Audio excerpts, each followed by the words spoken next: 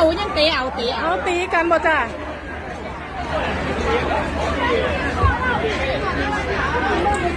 เดี๋ยวทางน้องคนเดินสถานที่จะหน่อยครับอ๋อเราถูกตีสมบัติเล่นมั้ยไอ้มาตีเราเอาไผละตีเราไอ้บุกมาตีเราเอาเมา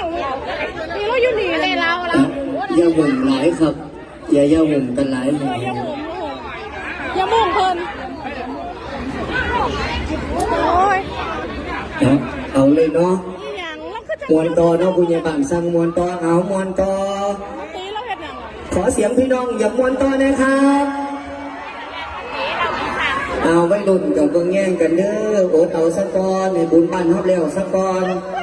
ตีกันมาเจ็บสีกันมาจังนี่แห้ง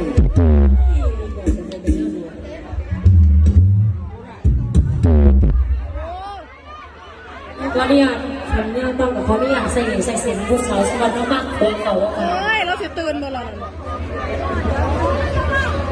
โอ้ยโดนแล้วแต่จังไง